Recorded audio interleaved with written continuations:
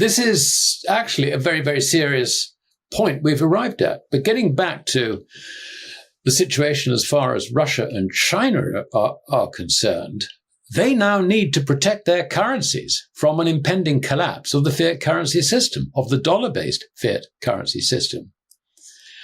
And I think that's where we are. And I think that this is why this BRICS meeting in Kazan is actually so important.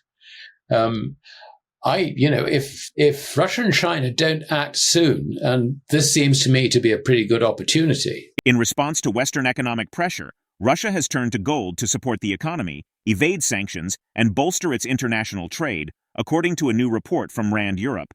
In particular, the People's Bank of China has raised the share of gold in its reserves from 1.8% in 2015 to a record 4.9% at present. At the same time, it has cut its holding of US Treasuries from $1.3 trillion in the early 2010s to $780 billion in June 2024. Alasdair Macleod proposed that Russia and China are exploring a practical shift toward a gold-backed trade settlement currency. He explains that both nations see the benefits of linking their currencies to gold, especially in response to rising U.S. geopolitical pressures. According to him, the U.S. is facing a growing debt crisis, with central banks like China and Japan now selling U.S. Treasury debt. As foreign central banks dump dollars and euros in favor of gold, Macleod interpreted this as a clear sign that they are preparing for the potential collapse of the dollar-based currency system. The IMF latest COFR report shows that in the first quarter of 2024, the share of U.S. dollars sits at $6.77 trillion, or 54.8% of the total official foreign exchange reserves of $12.35 trillion, or 58.9% of allocated FX reserves, where currency breakdowns having been reported to the IMF. This is a noticeable fall from the 71% share for U.S. dollar in 2001. It is important to note that the share of U.S. dollar would be lower if gold were included in global reserves. However, Macleod emphasizes the critical nature of the upcoming BRICS meeting in Kazan, where Russia and China might act to safeguard their currencies from a looming fiat collapse. Now we present the clips of Alasdair Macleod's insights from his recent interview. Before we continue to discuss this, please subscribe to our channel and activate the bell icon for timely updates. I think the other beauty about this is that the idea that, sort of a basket of currencies backed by gold, which is complete nonsense, gets thrown out of the window. Instead, the sensible strategy is to say, well, look, here is this new trade settlement currency. It's backed by gold. You can convert it into gold if you want, etc., etc. Use it if you wish. It's up to consenting parties. That's the way forward. And I think that's probably what China and Russia understand. But the other thing that comes out of this, I think, is very important. And that is that while Russia clearly sees the benefits of putting the ruble onto a gold standard, not least to show the contrast, if you like, between the ruble and a fiat dollar, but it would appear that China is moving in that direction as well. Now, why would this be? I think, firstly, America is getting very belligerent, not just in the Middle East, and also, of course, in the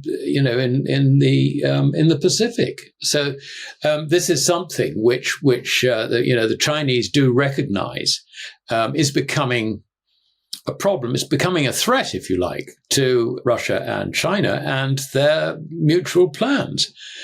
It's a threat which they can either ignore or alternatively, quite frankly, I think America is taking on too much. I mean, I don't think they'd win against Russia. I don't think that they would ever manage to break up Russia, which, has been the stated objective for some considerable time. So I think America is on a losing wicket, not only in the Ukraine, but I think also in the Middle East. And the unfortunate thing, of course, that Israel gets sacrificed sacrificed. Israel is bust, and is having to fight for its very survival. It needs America there to help it. I don't think the America's going to win against this one. And if I'm right in that, then you could say that as far as the alliance between Russia and China is concerned, they don't need to do anything. That's been Chinese policy.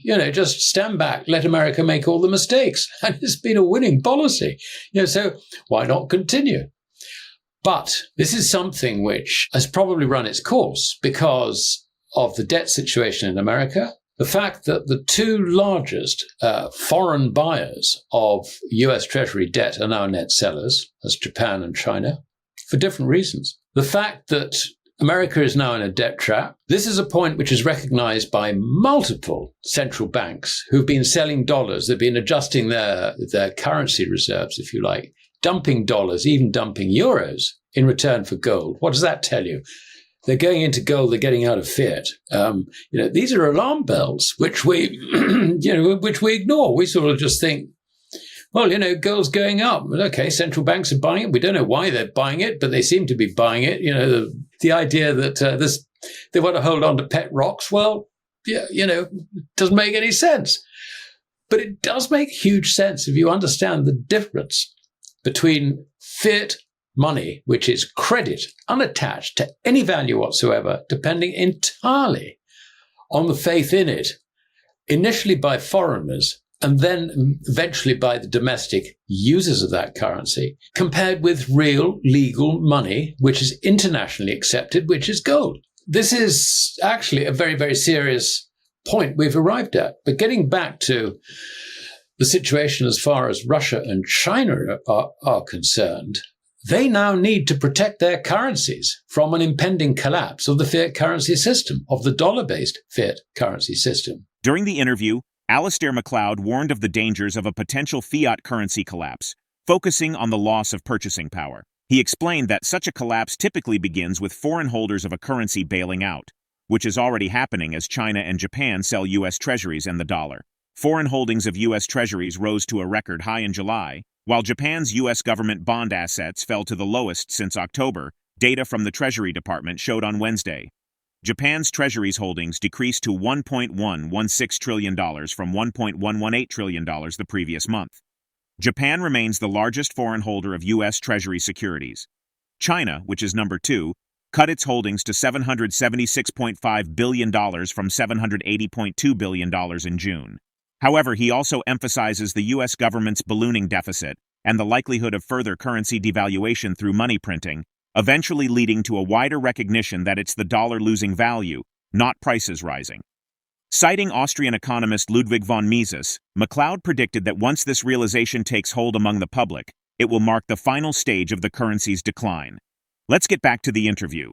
The dangers of a fiat currency collapse are that really what we're talking about is a loss of purchasing power for the fiat currencies. Now, that means that the purchasing power of your dollar goes down. The way in which this usually works, or has worked in the past, and I see no reason why it shouldn't be different now, is that the run on the currency starts with foreign owners bailing out. And so we are already seeing, as I said earlier, we're already seeing China and Japan turning net sellers of US Treasuries and net sellers of the dollar. That is something that is likely to increase.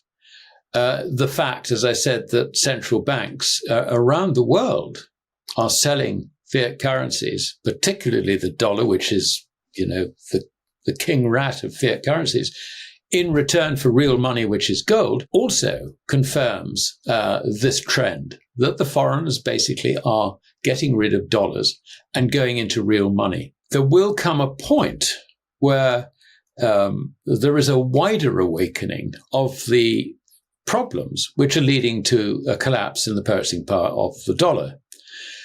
We saw a start of this with the Fed cutting interest rates by 50 basis points in September, when 25 basis points was expected. Now, what's called point difference between friends? It's not that material, but in terms of indicating the way the Fed policy is going, it was a very, very strong suggestion that the dilemma that the Fed faces in terms of, high interest rates killing the economy, a weaker dollar, they've chosen the weaker dollar route. So again, the foreigners know that this fiat currency's purchasing power is going down. Then we have the problem of how does the US government fund its deficit?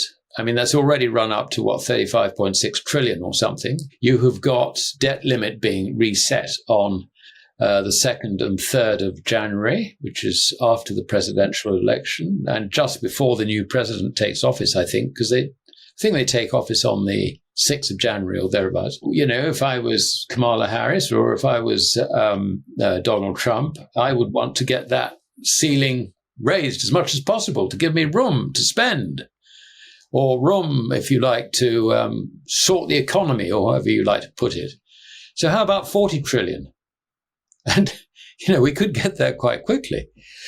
So all this is feeding into a crisis for the dollar. Now, when the dollar's purchasing power goes down, interest rates rise, which means that banks and businesses start going bust. The cost of funding, of US Treasury funding, rises materially. And guess what? They're then definitely in a debt trap. So how do they manage this? Well, they've got to rescue the whole caboodle, which basically means they've got to devalue the currency by printing currency to replace contracting back credit. I mean, I'm not quite sure how this is really going to play out, but you can see that this is a situation for which there is no easy solution. And there will come a time when the average American begins to realize that it's not prices going up, but it's the purchasing power of the dollar going down. Now, the great Austrian economist Ludwig von Mises opined that when the users of a currency finally realize that it's the currency going down, then it's had it. That's the end of it. And so the only question remaining is how quickly could this happen? Gold holdings valued at market prices account for 15% of global reserves. As a consequence, the share of the USD in total global reserves including gold would fall to 48.2%, instead of 54.8% of global foreign exchange reserves. Drop your thoughts in the comment section below. If you find this video informative, don't forget to support our channel and turn on notifications to stay informed about our latest videos. See you in the next video.